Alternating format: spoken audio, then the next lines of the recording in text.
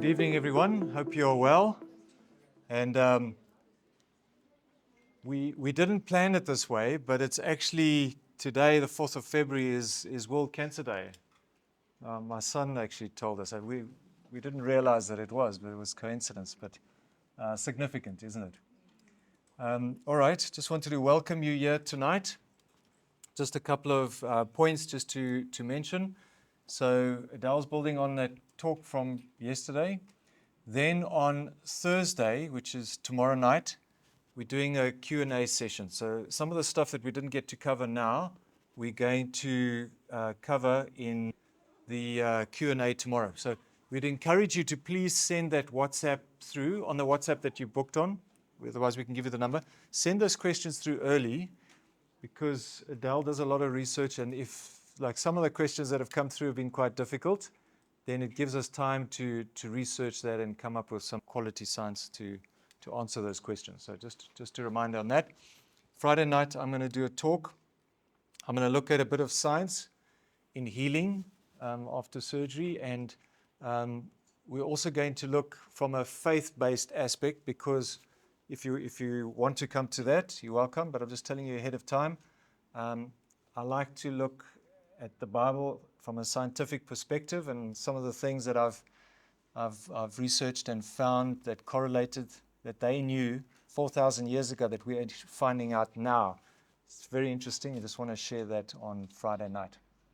Okay, so I'm going to hand over to Adele. Hello, everybody.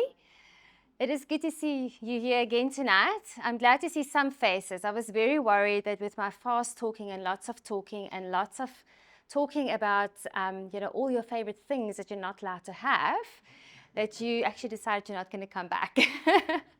But it's very good to see you again tonight. As John said, we're going to continue our journey on nutrition, finish that up, and then we're going to go into the rest of our lifestyle aspects of New Starts, because we got stuck on the N of New Start and we didn't move on with that.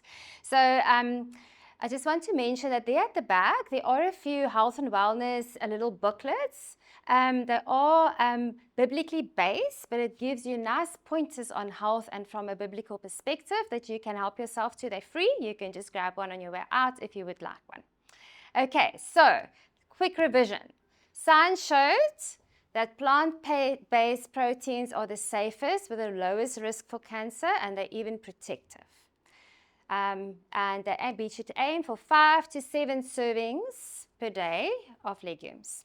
Right, so then saturated fats, especially the palmitic acid in there, we showed increases our risk for cardiovascular heart disease and for inflammation in our body.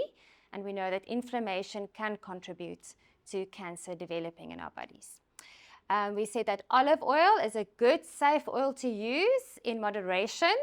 And Joel was wise enough to ask me, but how much is moderate? So about 5, maybe if depending on your size, you can maybe sometimes have a little bit more, but let's go for 5 mils per meal. Okay, 5 mils per meal should be fine. Also, I've actually just said to Caleb, he's our cook in the home today, as I watched him, I said, sometimes it's wise to, even when you have something that you stir fry and you want to use a little bit of oil, to actually measure before you put in, because it's so easy to just go like look, and not realizing how much you're actually putting in, because oil goes a long way. You need very, very little to put, oil to use. Talking about oils, here's a little tip.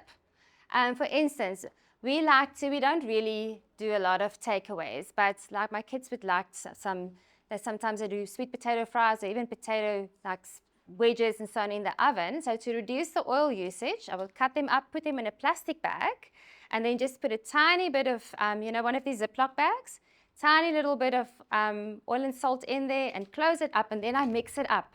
And then you get your oil going everywhere, even though you just use a tiny bit for that whole pack. Because obviously I make a lot because we're a big family and we've got teenagers in the house. And then you reduce your oil usage quite a lot, and then it goes in the oven. Right, so we said seed oils, we're going to use really sparingly. We're never going to reuse a seed oil, but whole seeds and it's really good for us.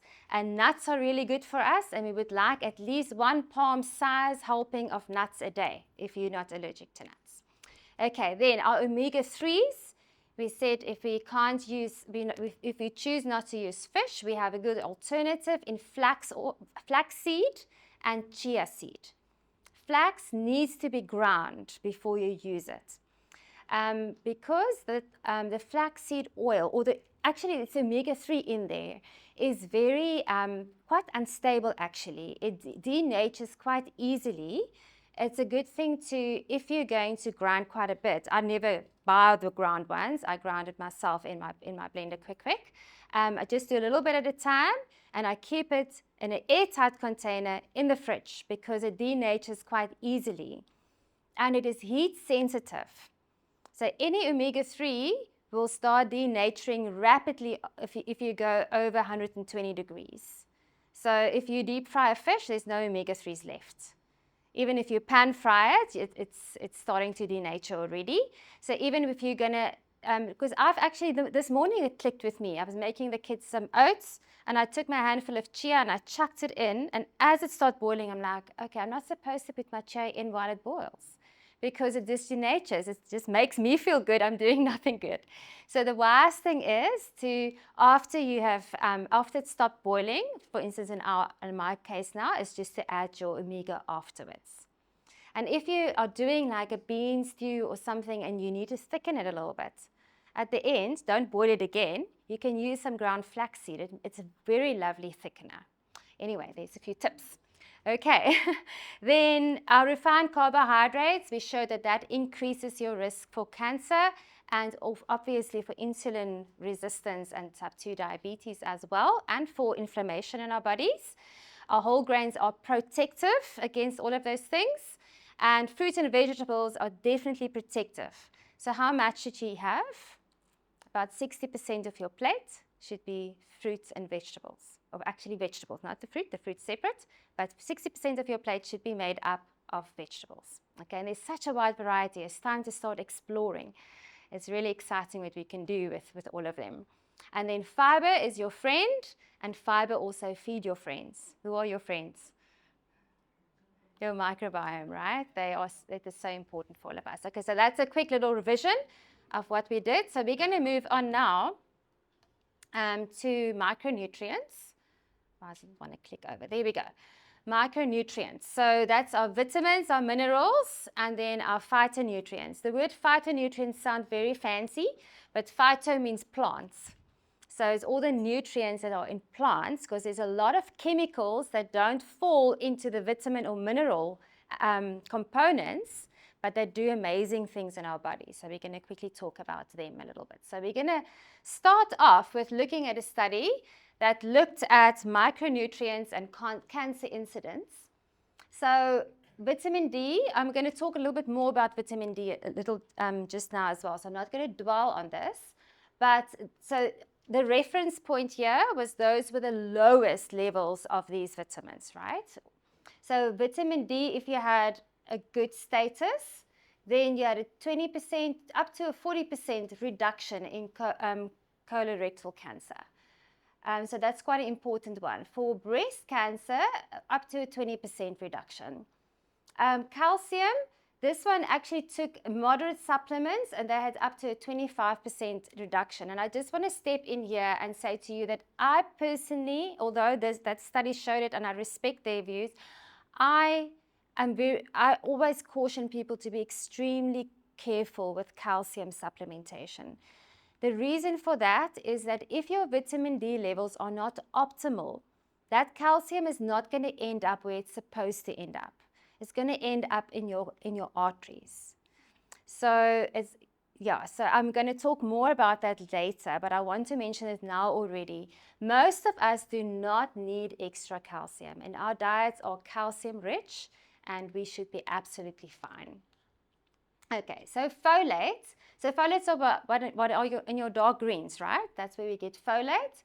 20% reduction of cancer risk. Beta carotene is the orange color in vegetables. 20% decrease. Vitamin C up to 25% in gastric cancer. They specifically in this study looked at gastric cancer. Most of them were from food, from natural sources, okay? And only the calcium one was from supplements. Let's look at the next lot. Here, magnesium from food, they looked at the levels, adequate magnesium levels, 20% reduction. And it's an interesting thing that many people are magnesium deficient. If you are one of those who often gets tense, sore muscles, a lot of spasms in your muscles, you don't sleep well, you don't really know why, there's a good chance that your magnesium may be low. And magnesium is a very essential mineral for many of our functions in our body. Even many of our endocrine functions, like our thyroid function, for instance, is very much dependent on magnesium for the secretion and the activity of those hormones. So it's important that we make sure that we are adequate in magnesium. And our seeds, for instance, pumpkin seeds, very, very high in magnesium. If you use pumpkin seeds, it's a good idea to lightly roast them, because it actually releases the minerals and all the phytonutrients in pumpkin seeds quite nicely. Okay, so this one is interesting, iron, and this was just from food. The higher iron levels had an increase. You see here are reductions in risk, right? These are all minuses. High iron load had an increase of up to 30% of colorectal cancer. That is because iron loves oxygen, so it becomes oxidized. And you know this whole thing of oxidative damage that we've spoken about. Iron is it promotes oxidative stress. So obviously we really need iron in our bodies. It's a very important component of our bodies to function for enzymatic function. But what happens with the red meat is because of the heme in there. The red in there is the hemoglobin that carries iron. And that type of iron in that chemical formulation is very prone to oxidation. Interestingly, if you get your iron in other forms, like from your green leafies, which is also quite high in iron, and from many of your legumes, it doesn't have exactly the same effect because your iron is in a different format. So, yeah, it's quite interesting how our plants are really, it seems that everything in our plants come in exactly the right packaging. That is how it was created for us. Okay, so zinc, this dietary intake is up to 30% protective. So I know that we've been talking a lot about zinc supplementation since COVID. People have been very aware of zinc, that it is a very important supplement to take. But remember, it is a metal and they can accumulate. So we should not be indiscriminate and just keep taking supplements. We should be very careful with supplements because it can also do a lot of harm. And in this case, high dose supplements of zinc caused up to 127% increase in prostate cancer risk. So that is a bit of a scary statistic. So, okay, I'm going to leave it there and then I'm going to give you an opinion later. Selenium. Sorry, may I just ask what the high dose would be? So that's going to depend on your status of zinc. You know, if you are zinc deficient, whether you should take. So I normally say if you have good reason to think you are zinc deficient, I would say you should take 10 to 15 milligrams per kilogram, 10 to 15 milligrams per day for a period of maximum 6 weeks. By then you should be well replete and you shouldn't need it anymore. So I'm asking you to get the combo for the COVID. Yes. I think it was 20 milligrams. Yeah, look, 20, that was an acute situation. If you use it for a short period of time, it's not going to do anything much, but we cannot continue using these type of things for protracted period of times and just hope our body is going to manage. That's the risk. So with all our things, like even selenium, it's a metal. They can accumulate. We need it, and sometimes people are deficient in it, but we need to be careful with it. More is not always better. And then selenium here was a little bit protective of prostate cancer. There's also, people are often a little bit deficient in selenium. Now the question is, what do we do with supplements? Because it's a very big question. It has been proven very well that even when you take separate vitamins that you need, they never function as well in your body as when it's taken as a supplement than when you take it in food form. Because when you take it in food form, it is not only the vitamin C, for instance, in the orange. There are a whole lot of other phytonutrients in there that makes that vitamin C more active, better absorbed, and going exactly where it's supposed to be. And that's why we should rather focus on getting a wide variety of plants in. It's going to provide all our needs for vitamins and minerals. We don't take routine supplements. We prefer not to. If you get into your older years and you do feel that I need to take a supplement, I would say go for a good multivitamin that does not include iron, that is from a very, very good supplier. I would definitely not just go buy the first one I see off a shelf. And then I would only take it twice a week. I would spread it out twice a week. Then you kind of spread your risk out, and the chance of you overdoing it is much smaller, but you know that you are covering any gaps for nutritional deficiency. That would be my recommendation.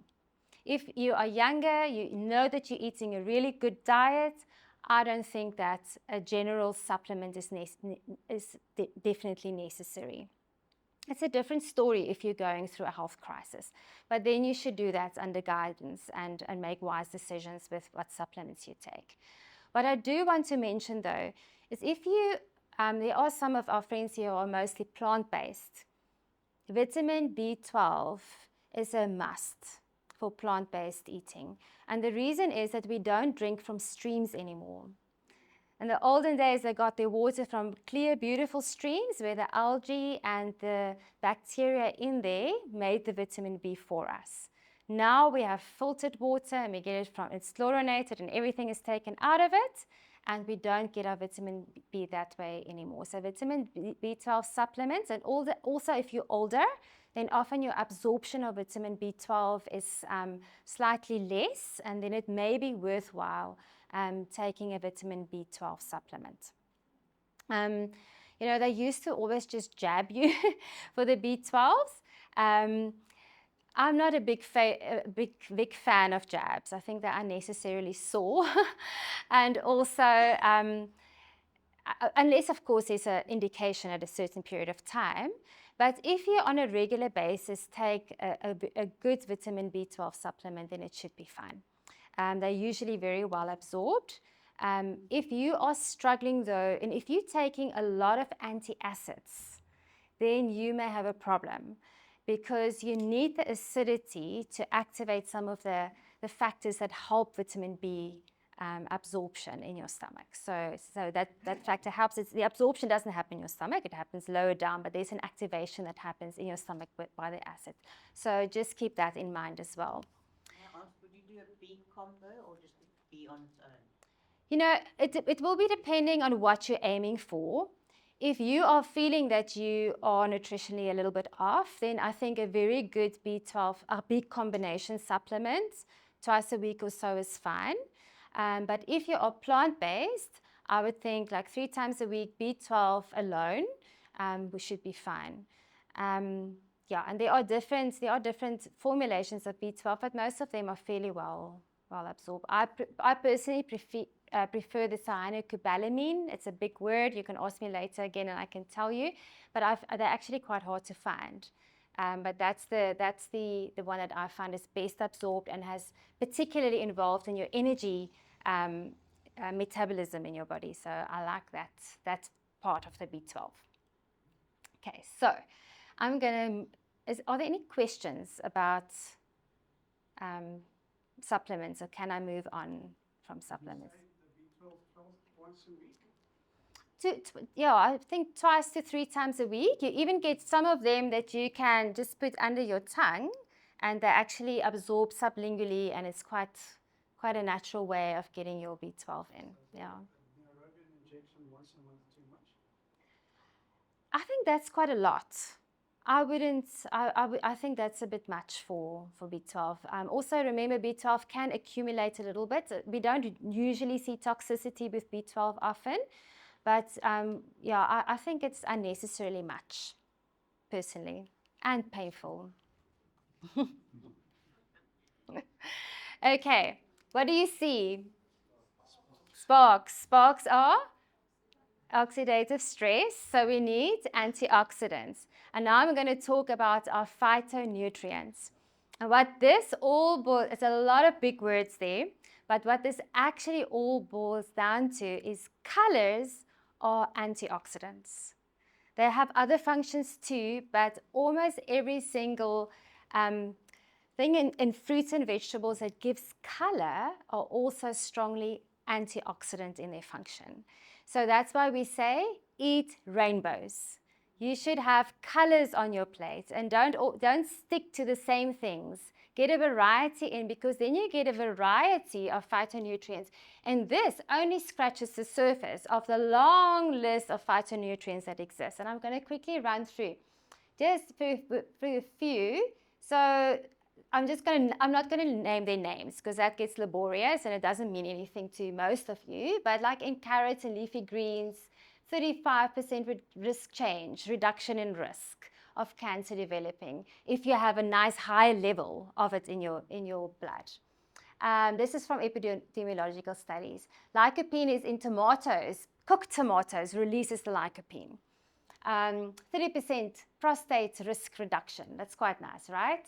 Apples, onions, leafy greens.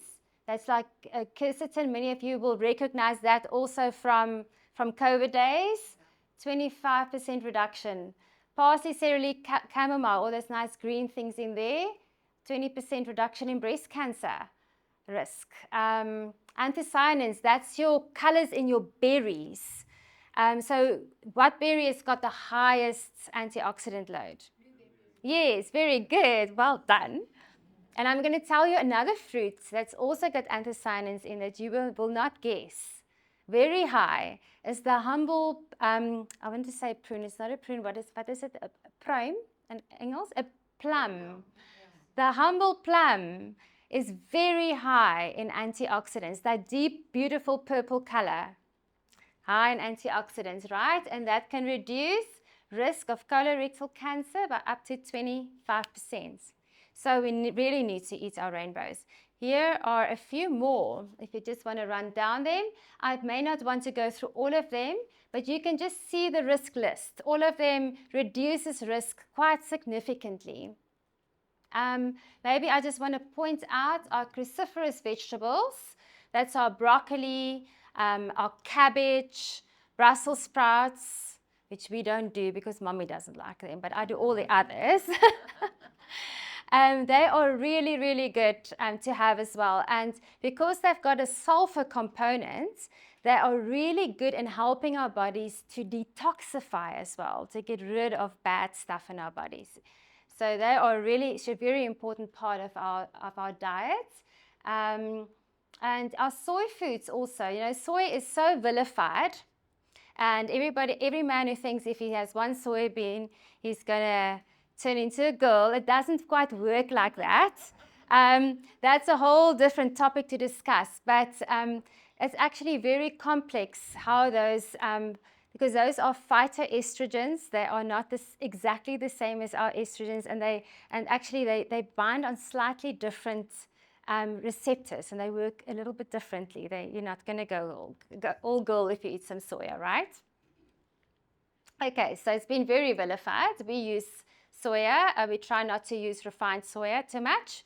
We prefer using whole food as much as we possibly can.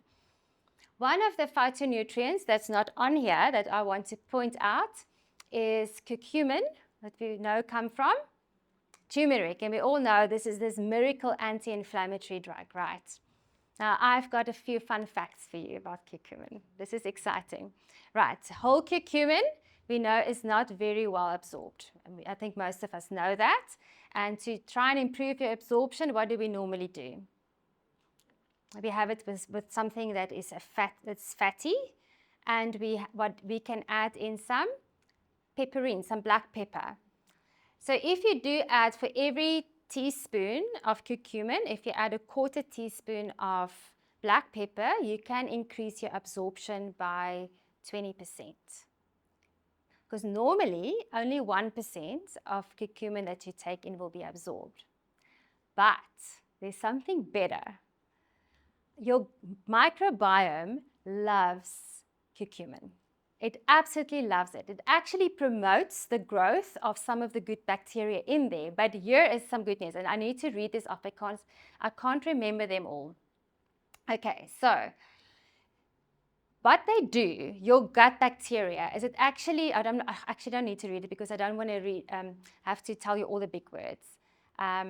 What your gut microbiome do is it takes a curcumin, it breaks it down in active compounds that are even stronger anti-inflammatory than the curcumin itself and that are absorbable. And then they can be absorbed, and that will give you the anti-inflammatory effects of the curcumin. So that is absolutely incredible. There's especially one is ferulic acid that is a stronger anti-inflammatory effect than a curcumin on its own. So if you look after your friends, they're going to look after you.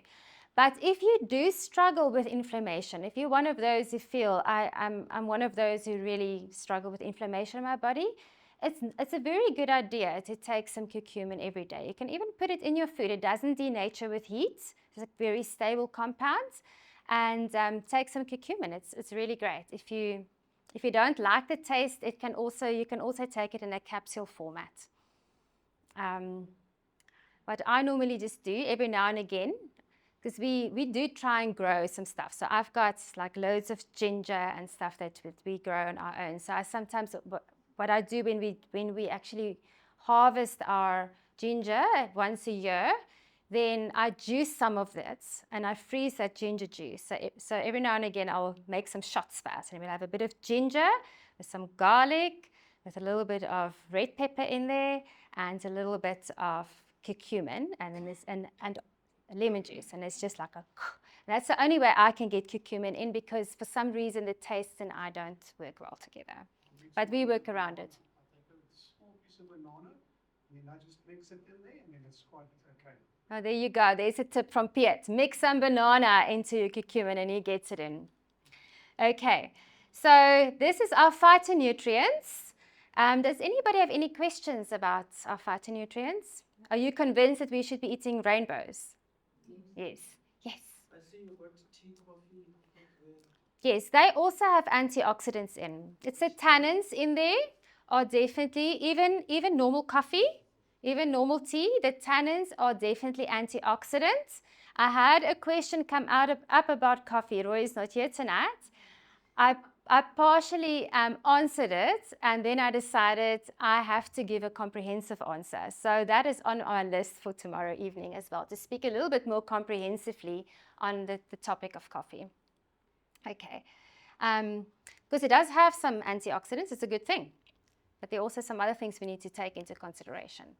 Okay, meal timing. I know that many of you are familiar with this whole concept nowadays of time-restricted eating or intermittent fasting. It's become quite a big thing, hasn't it? So I've actually done a search, and I can't really find any long-term studies that looked at the influence of intermittent fasting on cancer incidence itself. But when you look at it from a biochemical view, it does make sense that it will be good for your body on many aspects. Because the longer you have a fasting period, the longer time there is for cellular repair and cleanup to happen. But I'm going to spend a little bit more intensive time on it after I've gone through the new start, because there's a few other things I want to add in for those of us here who maybe already sit with a cancer diagnosis. So I decided to kind of block it in with that group. So, but just to mention at this point that meal timing is definitely important. And it's important for us to not eat for more than 12 hours of the day. That is our maximum time of the day that we should be eating. So our late night snacking is maybe not always such a good idea. But I'm going to expand on this much more just now. But it is just for completeness sake, I wanted to put it in with our nutrition part because we're coming to our conclusion. So when we put all the signs together, it really looks as if we should be eating mostly fresh vegetables and fruits, legumes, whole grains, nuts and seeds, and olive oil sparingly. And if you do decide to add some fish, it should be done sparingly. If you want to eat some other meats, I would advise you that it would be wise to reduce your portions or to not have it every day. Maybe reduce your frequency and to try and get the best quality that you possibly can. If you can get organic grass-fed and grass-finished meat, and you want to have some meat, that will be the best option. If you're going to buy grass-fed meat, you need to double check if it's grass-finished because otherwise you're paying for nothing. Because if it's only grass-fed and not grass-finished, what it means is when they were very little, they were out in the pasture and then they sent them to a feedlot to fatten up and to grow up, and then they slaughtered them and they got all the same stuff that other beef got. So it's a bit of a marketing thing. So make sure that your meat is of good quality. And remember to keep your cooking methods in mind if you still deciding to continue with a meat-based diet. If you decide to go more vegetarian, I really want to urge you to try and stay away from the processed options. Ultra-processed food, when it's vegetarian, doesn't make it any healthier. It's still ultra-processed. In our home, we sometimes do give our kids a little bit of a takeaway night at home, and we will make some burgers for them with some fries patties that I bought. But it is the exception. It's not something that we do every day or very often. And as we have said, what you do often is much more important than your occasional exceptions. So we're all going to need to find out how am I going to be able to fit this into my lifestyle, into what I can do, what is manageable for me, and just be conscious of your daily decisions. That's the most important thing. And if you, at any point, have questions, you're really welcome to approach us. If you want some guidance, you want to sit down for a few minutes, be happy to talk to you and to just talk things through with you. Okay, so that kind of brings the end of New Start to an end. Can anybody remember what the E was for? Yes, well done. Oh, such a good class. Okay, so it's for exercise. I'm not going to spend a ton of time on exercise. We all really do know how important it is. Our ideal is that we have an exercise of a minimum of 150 minutes of moderate exercise per week. Moderate means like walking, brisk walking, or cycling on a flat surface, a comfortable cycling, or a gentle swim, for instance. So that in practical terms would mean maybe half an hour of a brisk walk 5 days a week. That is pretty doable.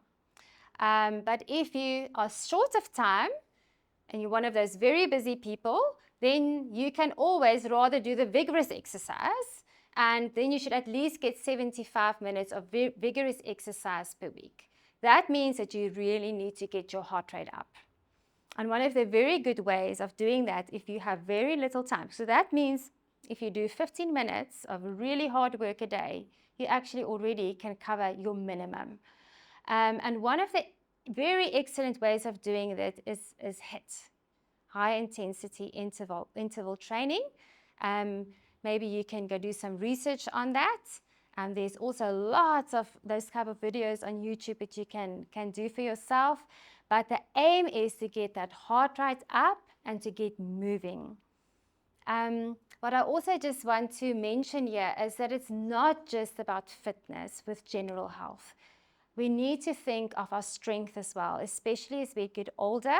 And I especially want to speak to our ladies about that. Just because you are not overweight doesn't mean that you are healthy and strong. It's important that we get our muscles nice and strong, especially as we age. We want to keep that muscle bulk. We want to keep the strength It is a real good indicator of longevity if we can keep strong. So even if you just do body weight exercises like squats, lunges, a few push-ups, that kind of thing, start slow and work it up. That's really, really good for us to build our strength. It's very important. An important point I want to make is that you can actually be sedentary even though you exercise. So sedentary means that you sit most of your day. And I know so many of us would do that. You rush off, you quickly go do your gym session or you do your workout quickly, and then for the rest of the day, you literally sit. You are still sedentary. And we know for the health outcomes, a sedentary lifestyle is a poor indicator. So you have to move, get up and walk in between. Don't sit still for long hours at a time. Even if you just make a point, even if you're in office work, if you make a point to actually just go and take your colleague something and go tell them something rather than just to pick up the phone. Just get moving and keep moving throughout the day and try and aim for 6,000 to 8,000 steps a day. It's actually quite a lot. It's quite a lot if you're a person who sits at a desk to try and fit in your 8,000 steps a day. And that is on top of your exercise. So we have to keep moving. How does exercise benefit us? It decreases our insulin levels because it makes our muscle cells much more insulin sensitive. So everything just moves in there much easier and the insulin can settle down because its work is done. So it removes that constant green light. It decreases our IGF-1, our accelerator. It decreases inflammation. There's a few inflammatory pathways that's been proven in exercise to decrease inflammation. And it increases your immune surveillance because that little bit of stress that your body experiences is really good for it. And it releases some of your immune cells from your bone marrow in that time, and you've got increased surveillance while you're exercising. So what does the science say? I'm just going to run through the numbers here. You can just watch it as we go down. Significant decrease in your risk if you do exercise. Okay, so I don't think there's a question. We all know we need to move. And I must admit that that's probably the thing I struggle most with, is to work that time into my day, but actually put aside and say, okay, now I'm going to spend that time on my health to exercise. So, but it is definitely worth making that investment. And remember, if you just focus on the N, the U start is still there. They all work together to reduce your risk of health problems. Okay, so next we're looking at the W, that's water intake. Your hydration is exceptionally important. We all know that. We know we need to stay hydrated because our cells can't function well when they are dehydrated. But it's also so important for detoxification, and especially in this hot weather. I'm personally struggling to keep up with my water. Even now as I'm standing here, I feel dry and I've been drinking all day. So it's important that we take our water in, that we track your water intake. It's very easy to think, oh, I do drink a glass of water every now and again, and actually at the end of the day, you had 2 or 3 glasses of water the whole day. So we are really aiming for about 8 glasses of water minimum per day. Okay, what I want to mention here is water filtration. We have a borehole water, so we don't even have town water, but we still filter our water because we're amongst the farming community. You don't know what filters down in there. So we use reverse osmosis water. When it's a very hot day, when you are not well, and when you are perhaps fasting for some reason, or you're exercising a lot, it is wise, if you're going to use osmosis filtrated water or reverse osmosis water, to have some electrolytes put in there. And we actually have some of our outlets in town already put electrolytes in their water if you're going to buy water. So there are some of them who already do it for you. And you actually do get little bottles that you can just add into your glass of water if necessary. Okay, so that's just something to keep in mind. Plastic bottles. I see my plastic bottle. But these cheap bottles, ideally should not be reused. I know we kind of might do it every now and again because it's just easy, and if you give kids a water bottle, you never see it again. So if they go anywhere, they get their plastic bottle. But ideally, as who can, it's better to have either a stainless steel or a glass bottle if you're going to use it. And if you're going to use plastic, make sure it's BPA free. Juices and drinks is not coffee and tea, not a replacement for water. You have to have water to hydrate you. If you are a bad water drinker, what I do, this is why I have these, because I like sparkling water. So I always say to Caleb, go juju my water. And that's our thing in our house. So I have a soda stream and I sparkle my water. That makes me happy. If you want, add some mint in or add some lemon into your water. It's just something to make it taste better. Herbal teas is a good hydration. You can have herbal teas. Rooibos is absolutely fine. Mint tea is absolutely fine. There's a whole host of them. If you wanted to add for your minerals, a little bit of Himalayan salt, a little pinch, absolutely fine. It's got a ton of minerals in there. Absolutely fine. But we have to get that water in. Okay. Then I wanted to mention hydrotherapy. There's not a lot of research on it. I couldn't find much on it. But what I did find is that with cold exposure, there's a definite decrease in general illness. So up to 12% reduction in sick days for people who do. And I think that was there in Norway, in those areas where they studied this, if you take your regular cold plunges. So it's maybe not a bad idea to have that cold flush at the end of your shower. Good luck doing it in summer because even now the cold water is not cold. So, but anyway. And then contrast treatments, I couldn't find any scientific evidence on, but there's a lot of anecdotal evidence. Anecdotal means people who say in their experience with contrast treatments. That means hot and cold. That you do like 3 minutes on hot and 30 minutes cold treatments. And it definitely does help. We've seen that with local inflammation. If you do that hot and cold treatments, it definitely reduces your inflammation because it improves the blood flow tremendously. So that's something just to keep in mind. I just want to give that information. Sauna and steam baths, they're definitely shown to be beneficial because it boosts your immune system. But I do not have any scientific evidence to show you on this. But that is our... Pardon? These big bottles of water that you get Yes. from the supermarkets. Yes. How do they make it? They're also in plastic. And you keep it for a while and you pour from there. Yeah, that is life. That's how it goes. So that's why we prefer having a filtration system at home. But when we go away and we take our water with us, if we go somewhere where we don't have proper water, we take cans and you do the best you can. But it is probably not the 100% most ideal thing is to have your waters staying in plastic for long periods of time, because we do know, and those are it's not a good quality plastic. Those are the cheapest possible plastics. So we do know that there is some leaching of the chemical components into your water. Okay. So next is S. So we've done nutrition, exercise, water. Now we S, sunlight. And I need to talk faster. Here we go again. Okay, sunlight is an amazing thing. We have different frequencies of light, and I'm going to focus on ultraviolet light and infrared light. Okay, so we all know one thing is important when it comes to sunlight, and we've mentioned it before, and that is? Yes, vitamin D. So vitamin D forms in our skin when ultraviolet light hits our skin and converts cholesterol into vitamin D.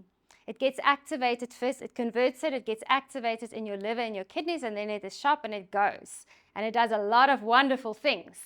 So vitamin D function is more than just bone strength. And I almost think I'm going to park our bone strength information because there is a question about osteoporosis that's coming. I'm going to address that tomorrow night. But vitamin D is also a gene modulator. So we talked about mutations, right? So it's important in that aspect.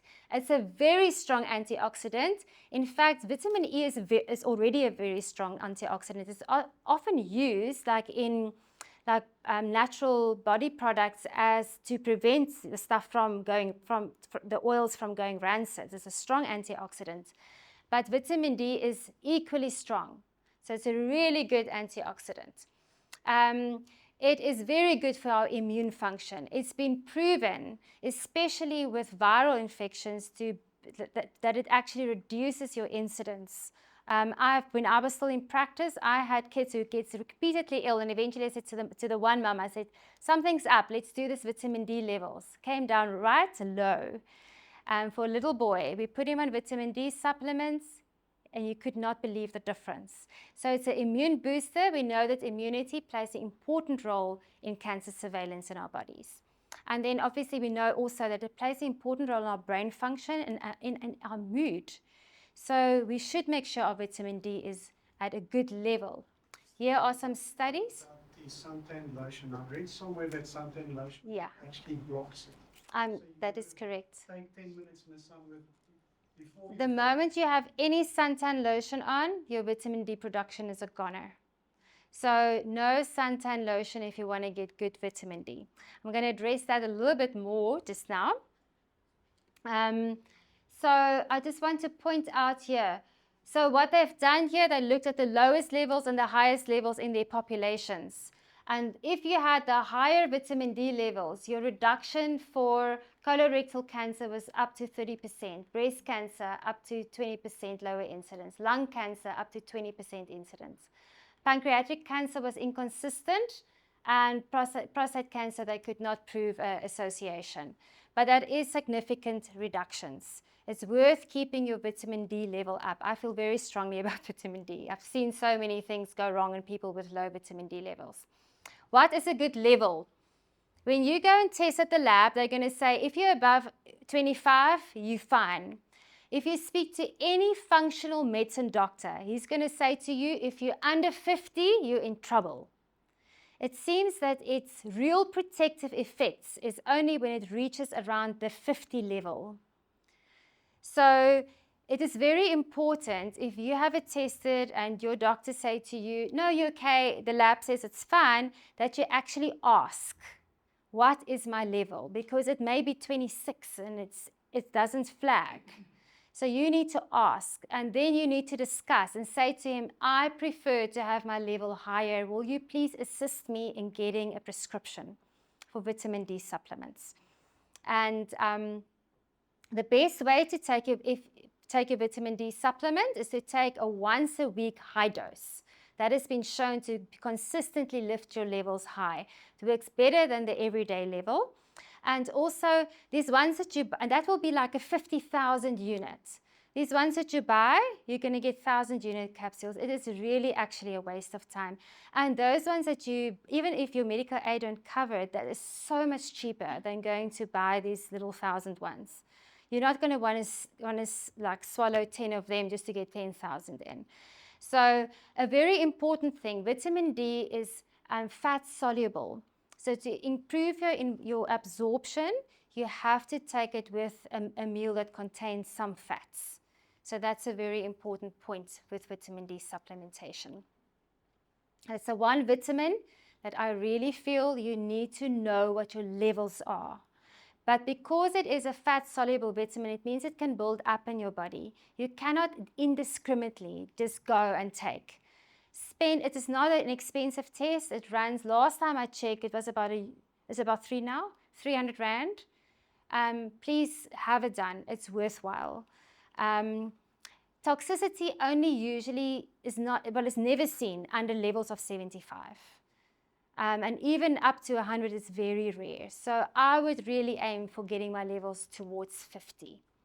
Okay, but ideally you want daily sun exposure. If you want to make about 10,000 units yourself a day, you need to have 15 minutes if you're light-skinned, 40 minutes if you are darker-skinned, my friends, midday with arms and legs exposed without sunblock. then you will make 10,000 units. So it's actually quite difficult to reach our targets because most of us don't want to spend that time in the sun.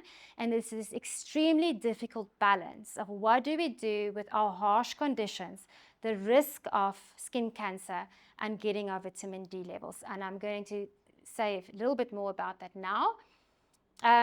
Incidence of deficiency in South Africa is also significant, even though we have so much sunlight.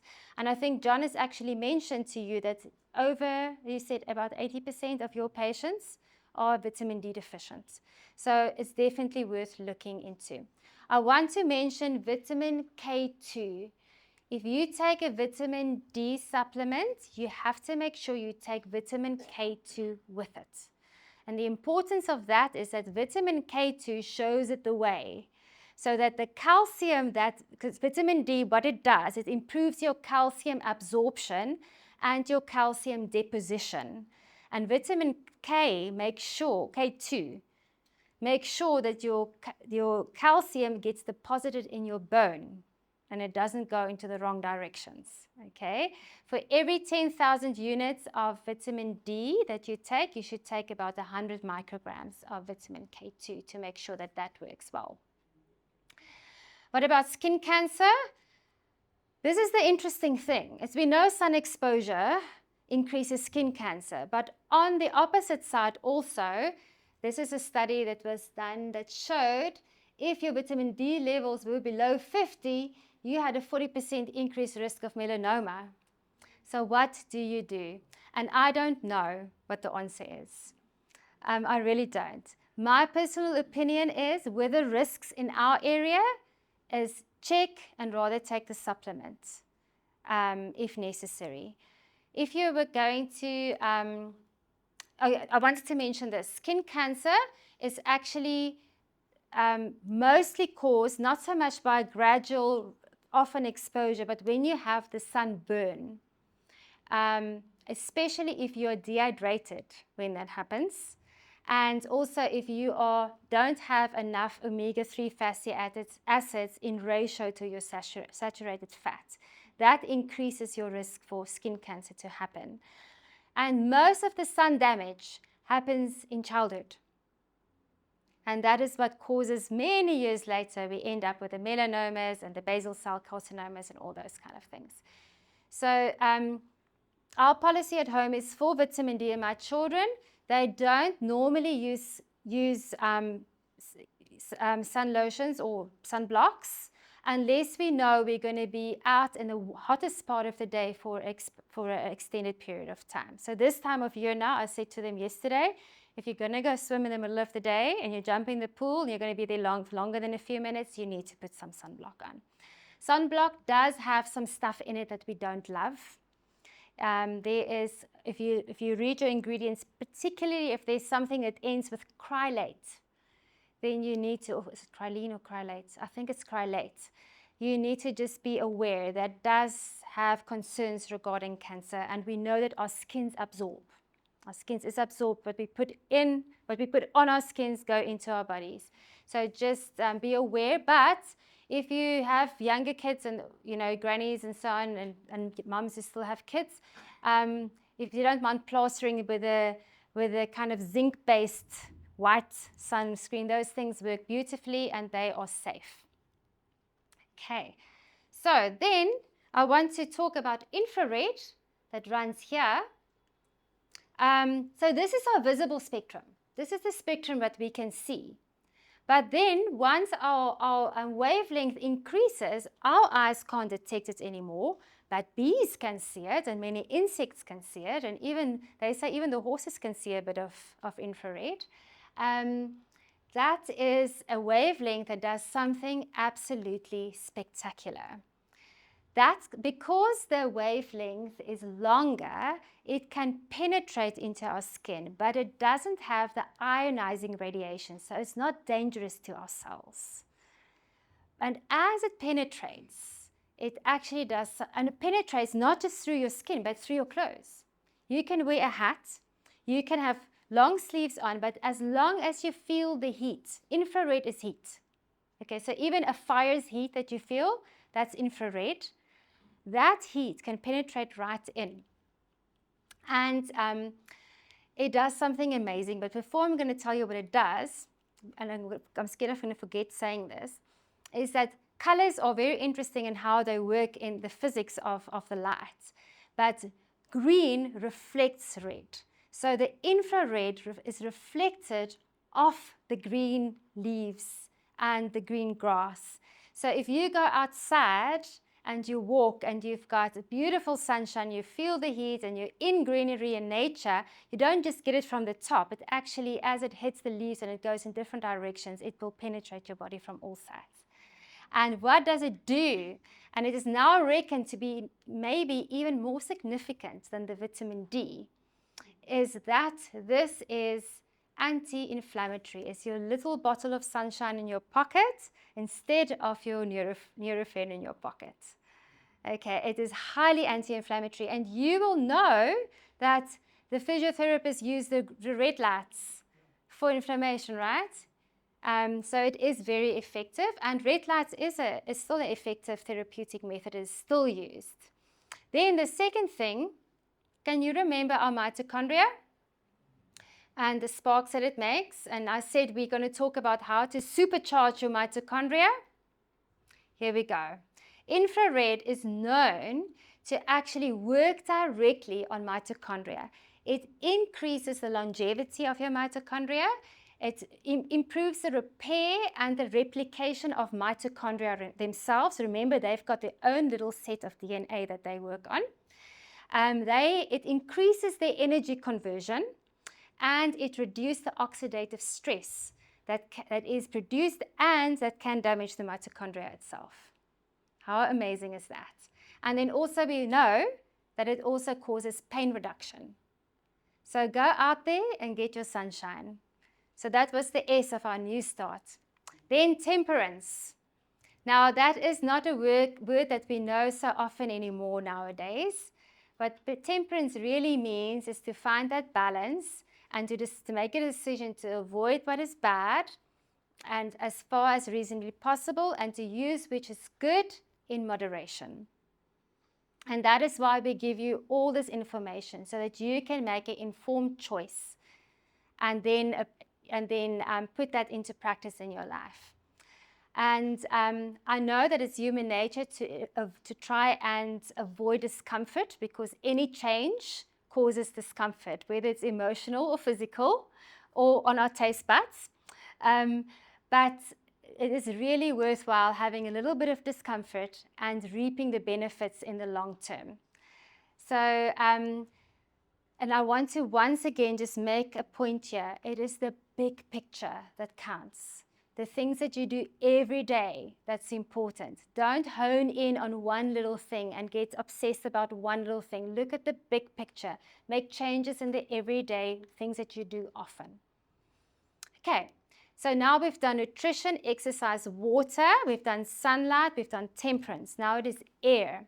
Okay, so I want you, just as you sit there, just to take a breath for me, just normally. Okay, now I want you to do one thing for me, and that is push your sternum up. Just do this. You don't even have to change the rest of your posture. Just push your sternum up. Repeat your breath, just comfortably. Can you feel a difference? Can you feel the difference in the depth of breath? Because the moment you change your posture, you're opening up the bottom of your lungs. And this is where the biggest surface area of the biggest part of your lungs is actually at the back. That is why in COVID they said, if you're struggling to breathe, lie prone, lie on your top, on your tummy, because that's where your biggest part of your lung is.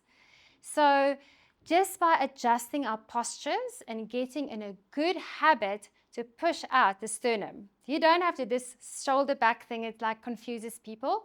A ballerina taught me this. Just push up the sternum and your whole posture adjusts. So posture extremely important for good deep breathing, because our cells need good and enough oxygen for them to function well. Okay, I want to speak to you about inside air. You have to ventilate your home. The mornings when you get up, open up. Let the air flow through. We don't want old, stale air. And remember, all of us have a lot of synthetics in our homes. our furniture is stuffed with synthetics. Those things do make a little bit of gases and stuff that it gets. We want air to move through our home. In your car. And in your In car. your car, it's been in the sun, open up. Open up, let it just quickly run through. It's very important that we keep our air fresh that we breathe. Where do you spend most of your day? In your bed, in your room. So make sure your room has got good ventilation. Make a plan to make sure that your room is well ventilated, and be careful of burning synthetic candles in your bedroom. Okay, and so I've talked about the nighttime air quality, very important. If you think where you spend a big percentage of your day is in your room. So fresh air, extremely important. That is the A of New Start. I want to speak to you about rest. So you can ask a question. Yes, please do. The blue light that you get from the shop to distract the mosquitoes. Yes. Is that acceptable or not? Yes, I'm going to speak about sleep briefly now, and I'm going to address that. Let me maybe speak to you about, no, I'm going to speak just now about it. Hang on, hold your question. Okay, rest. Let's look at sleep. This is what we're going to talk about first. Okay, they looked at the cohort of people, they looked at their sleep duration. Okay, if you slept less than 6 hours per night, all cancer risk was up with 5 to 15%. Short sleep with breast cancer up by 20%. Colorectal cancer by 25%. Prostate 15%, right?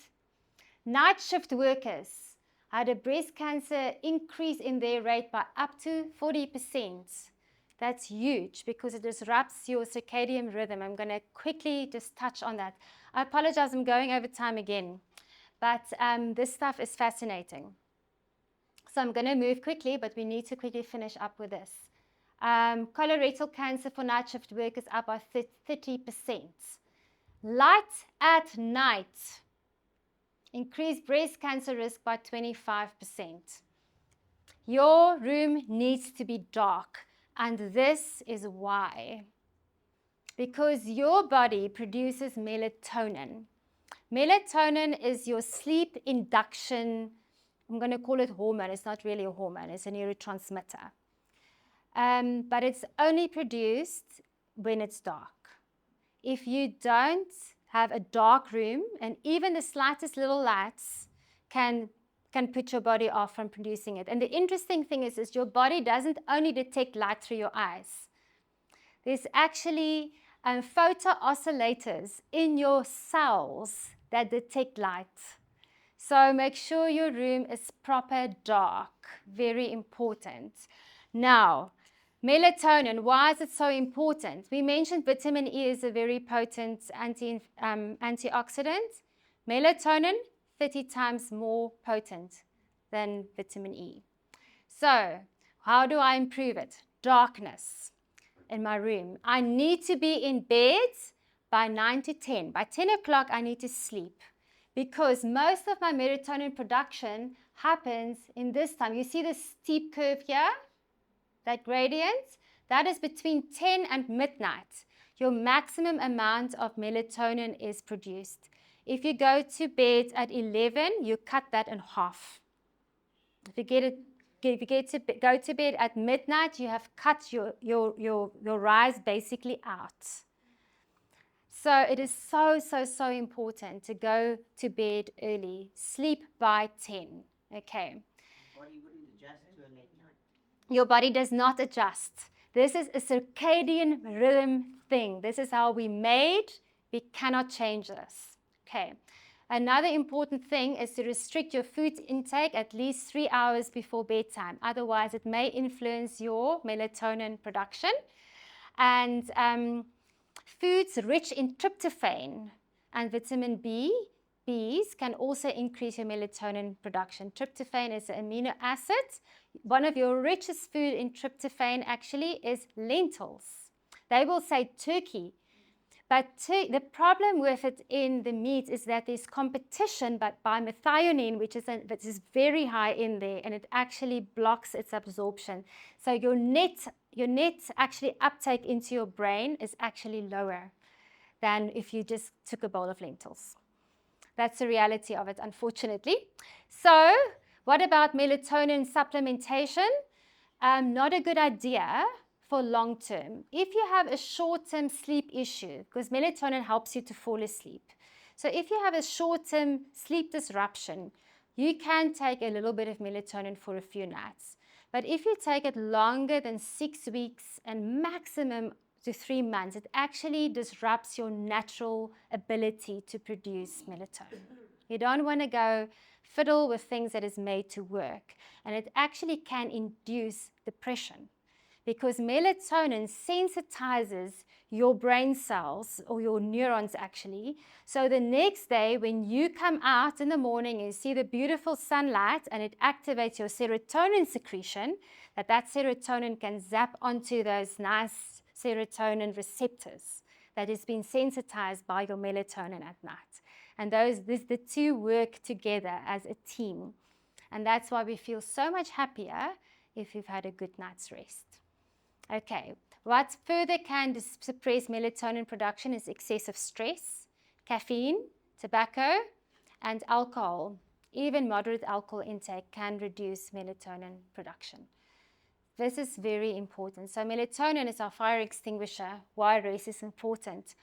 Immune surveillance, we know that sleep loss reduce our immunity, and we actually know it's a natural killer cells that doesn't function if you didn't sleep. Okay, they kind of your first line cells that goes and look what they can gobble up. It can also interfere with your growth signals.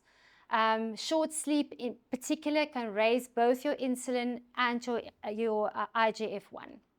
And also your cortisol. And we know we don't want that constant cortisol production either, because cortisol is a stress hormone, which can actually go directly to your mTOR pathways. That is the throttle. Okay. It also is very important for DNA repair, melatonin itself. So it's very important that we sleep. And that we sleep enough, that we sleep at the right time and under the right conditions. And here is a little fun fact for you. Most of your fat burning happens at night when you sleep, because that's when your cortisol drops. And when your cortisol goes down, your body goes into a fat burning mode. And it's usually at 2 o'clock in the morning, your cortisol is at its lowest. And that's why we want to prolong our low cortisol until it naturally rises from about 8 o'clock. It starts slowly climbing up and then it peaks at about 10. And that's why you don't really want your early morning coffee, because coffee stimulates cortisol. And then you're going to get your peak early and you're cutting your low cortisol where your body is in a low stress mode short. So many of us, pardon? I'm a very bad sleeper, she knows that. Yeah. I sleep 4 hours only. When I broke my back and I put me on to magnesium, it didn't make a change. And then one night I forgot to drink my magnesium, so when I woke up anywhere between 1 and 2. When I woke up, that specific night I drank my magnesium, and then I got another 2 hours sleep. So I go to bed now, I sleep till I wake up, and then I drink my magnesium. And then I get another 2 hours sleep. If I drink it when I go to bed, it makes no difference. Which is the magnesium for sleep? Yes, so you get different types of magnesiums, and there's one specific formulation that is the magnesium threonine. L-threonate, there I got the words right. Magnesium L-threonate, which is the one that can actually penetrate through your blood-brain barrier, because we have this beautiful protective layer that doesn't allow big molecules through into our brain. So it's a particular formulation that is good for sleep. I also have a few other sleep tips up my sleeve. If you are one of those who struggle to sleep, you can come and chat with me. We've got some tips with some herbal teas and stuff that gives you a beautiful night of rest if you want to come and speak with me about it, but I need to move on. Last T of the new start is trust. You know, our world is so out of control, and I personally find that I don't know how I would have gone through life if I didn't have someone to put my trust in. So I know all of us here may not be believers, and I completely respect your view, but from my perspective, and also from everybody who does mental health and wellness, say that people who have a strong level of trust and faith do well. Even some of our blue zones, the people from Loma Linda, California, they are from a faith community, and they do say that they believe that their sense of trust and their sense of community as a faith community definitely contributes to their longevity and their lower incidence of cancer rates. They are the people that the AHS2 study was done on. Okay, so we know that adrenaline and cortisol is stress hormones. We know that they reduce the immune surveillance and they reduce your inflammation. Okay, so part of we combine our rest and our trust very strongly as well, because we keep one day a week. We keep the 7th-day Sabbath, which is the Saturday, as our rest day a week. Because we do believe that God has created us as well on a 7-day cycle. And so one day a week on the Sabbath, we unplug. We don't watch news, we don't watch sports, we worship together, we spend time with friends and family, we spend time, sometimes we will rest, sometimes we will go out in nature, but it's a day of just unplugging. And I think it's a very nice principle that many of you should consider putting into your busy lives. Okay, so that is New Start. I want to just quickly run through it with you again. It's a nice little acronym to remember. Nutrition, exercise, water. What's next? Sunlight, good. Temperance, a big word. Air, rest, and trust in God. So I'm going to stop here for tonight. So tomorrow night we are having our Q&A session. I want to share with you quickly a few of the questions that we've had so far. I'm going to be talking tomorrow night in the beginning. I'm going to cover a little bit more about time-restricted eating, a little bit about fasting. I'm going to talk a bit about early detection and screening, and just a quick summary for those of you who already, because most of the principles have already been covered, but those of you who already live with cancer, just a quick summary of how to optimize your outcome. Then some of the questions we have received was, what about hormonal replacement treatment and breast cancer and osteoporosis? That big combination. What about milk replacements and calcium? Very good question. What about sunspots? What about coffee? What about artificial sweetness? And if we have time, I may touch on the ketogenic diet, but I almost think we may not be able to get through all of that. But I'm going to try my very best to cover all of those tomorrow night. Okay, thank you very much for coming. And we hope we see some of you again tomorrow. And we're going to do a few very exciting things. If you have other questions you want me to cover, please send it in. And there at the back, I just want to remind you, there's some free books. If you would like to grab one as you go out, you're very welcome.